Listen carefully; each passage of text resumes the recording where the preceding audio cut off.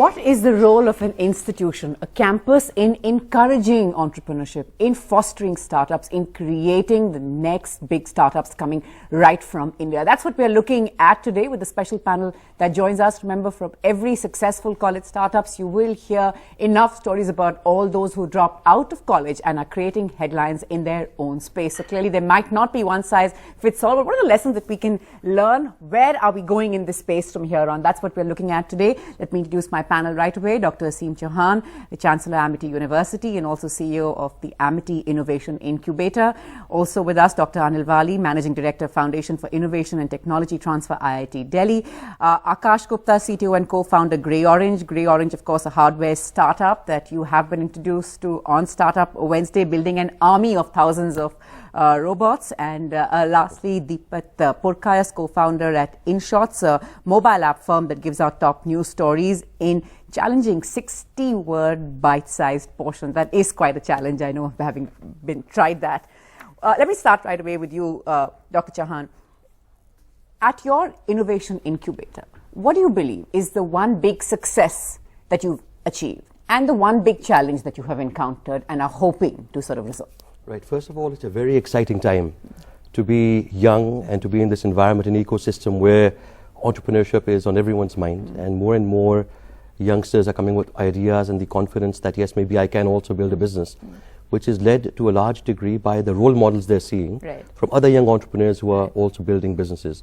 So I think, one of the success factors has been to keep bringing other young entrepreneurs and also venture capitalists and members of the ecosystem to the university to speak to the students and to tell them what are the factors of success, how to build a business, and to give them role models that are the inspiration for anyone to be crazy enough to want to go and build their own business when there's so many other opportunities available. So I think to have an ecosystem of other entrepreneurs coming in, of having support from different institutions and the funding agencies, and then we also provide funding for the companies that come forward. Akash, as someone who began a college startup, now immensely successful, Grey Orange, that all the warehouses and the hardware that you're managing.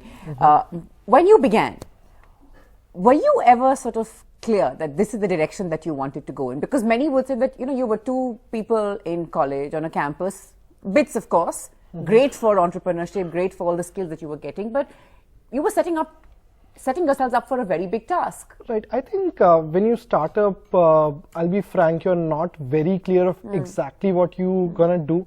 I think two things which are important, and I and Samay always had, was passion for building hardware, right, and solving real-world complex problems. I think these are the two, I would say, principles we wanted to start on, right? After that, it's your journey, and I'll say, pivoting is not a bad thing in startup at all. You being that young, having all that passion in you, you might choose the wrong direction, but at any point of time, I would say it's never late to kind of go and pivot to a certain direction. So has that happened with you as well? Right. So we started initially while we were in college. We started with education kind of a startup. We did it for 6 months and realized that that's not what we really could do as our lives, right? And then we figured out that yes, making product is something that we enjoy more, right? And then we pivoted to that, and in fact that was our second pivot, and then we were doing products for different other companies, not doing product on a certain industry, where we figured out that doing different products at one time is not going to make us good at one single thing. And then we again pivoted to the point where we said that okay, we're going to do products because we are enjoying that, but we're going to do products for certain industries. So we chose our initial focus to warehousing and logistics industries. That's of course great to know. I think what you also need is an open mind and someone sort of guiding you and hand holding you at that point that perhaps this is not it. Is that something that you would agree with, Dr. Wali? There are many people who say that this is a generation shift, that we are open to experimenting. It's a young generation that says, ye nahi chala, we're going to try something else. That doesn't work, we'll try something else. Often sort of going from one end of the spectrum to the other. But the words like failure are not something that really cross their minds. IITs in general and IIT Delhi in particular have had a fairly reasonably established ecosystem when it came to nurturing entrepreneurship, promoting entrepreneurship. So when you talk about failures, yes, it is accepted. It is accepted that, in fact, we always tell them that don't take entrepreneurship failure as a failure in life. Right. It's just a project which has failed, and you move on to the next. And that's how we look at it. And even during their interactions with people from outside who we bring in, this is an important lesson we try to send across, that take failure in your stride, try to work on. If it doesn't work, fine. I mean, move on to the next side. Right. I do find that fascinating, because I mean, I do think that things have changed so much in the last 20 odd years, because now you sit across people like this and they say it's okay. In fact, I've been on shows where my panelists have looked at me and say, failure, what is that? Like, that doesn't even cross your mind. What is risk? I mean, it doesn't matter. But Deepat, when you dropped out of IIT, you were taking a risk. I mean, I'm sure your family thought that was quite radical, wasn't it? Yeah, so just to clear, so initially I dropped out, but then our college, like IIT Kharagpur, was very cooperative to let me do my degree from in Delhi itself. So I had to give my exams, and thankfully they were very cooperative. So that is the kind of ecosystem that educational institute should promote. After my batch, like more people have decided that okay, we can discontinue our studies for a while and then pick it up again if required. So that kind of trickle down effect happened after that. So that makes me happy. Right. Dr. Chauhan, many would say that this, of course, is also a radical shift in the system, which now says it's okay if you need the time. Instead of sort of putting a full stop there, let's just put a comma, hold on, get your thoughts together, figure out what you're doing, and the option of coming back and finishing this is always available. Correct, absolutely. And I think within our education system, changes are also happening in which there are more flexible options available for students. The curriculum is becoming more flexible, modular ways of studying, flexible credit systems, where a student in engineering can take courses in other subjects and also choose to take longer to complete a degree if they are pursuing other paths such as entrepreneurship. So I think this flexibility in education is a very good thing. And people like Deepat and others have proven that many great things can come out of it. Having said that, we also encourage students not to drop out for the sake of dropping out, but really think about it. And there are opportunities available to complete your studies and build businesses so that when you graduate, you still have the support system and something to fall back on, because it's not always given that you will succeed. So I think there's a romantic notion of dropping out, but one should only drop out if the idea is so pressing and the need is so great that there's no other option. Otherwise, continue with your education, build your business alongside, and you have a lifetime to continue building if you need to. Right. Akash, an important point that Dr. Chauhan really raised here, that a fallback option, that you should always have, perhaps, that something, if this doesn't work, even if it's not on my mind right now that this will not work, but if it doesn't, there's always a plan B. Somewhere, I have it ready. I have those skills ready. What would you say? I think the important thing is that if you are starting up and if you are going through that journey, I think the learning gonna be so steep.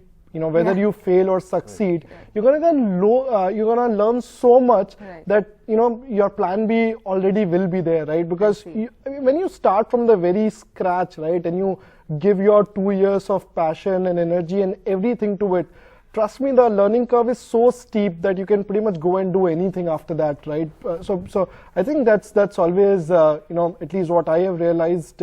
That you learn so much that it doesn't really matter if you succeed or fail. You always have that potential in you to go and do something else. Deepat, I saw you sort of disagreeing and then agreeing with the panel. I would completely agree with what Akash said, that so plan B would never be, if you're starting up, the plan B shouldn't be your degree, because degree gives you access to some kind of opportunities, but the self-learning curve that you go through after you start up, it's a different kind of learning altogether, which to gain via the traditional route would take us a lot of time. The headlines now, of course, are all, at least in the startup space, all seem to be tuned in India's favor. There are people like Akash and Deepat putting India firmly on the startup map globally, as it were.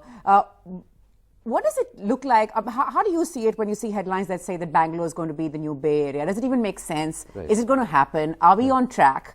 How do you see this? Well, I'm personally very optimistic about the growth of entrepreneurship and the ecosystem as a whole. I mean, clearly there are hurdles, but the one big benefit to make it all happen is really the talent we have for entrepreneurship. And we have seen entrepreneurs from India succeed all over the world. Right, You know, right. when we call that Bangalore maybe the next Bay Area, I don't think we need to compare with any other center in the world. Right. I think we can create something much Proud of greater. Bangalore as Bangalore. Bangalore is Bangalore, and we have our own direction, we have our own vision. And Right. when you see the vision coming from the Prime Minister himself, who is so excited and so supportive of the whole startup ecosystem, and we see what's happening from policy perspective, that is good.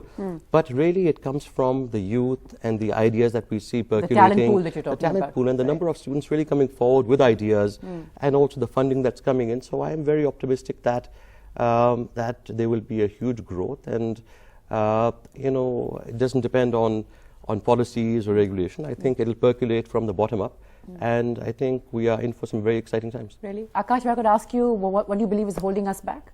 So I think those examples have come in. Even few very, very radical ideas have made it to the top. I think that momentum was something that was pulling us back. But now I think while even the whole Startup India thing coming along and funding being available, I think it's time that we as a society encourage as many people to I think get to that point. So that people are very free of trying radical ideas, because Right. until you try You 10, never you're know. not gonna get one You're never successful, gonna know. right? So Right. yeah.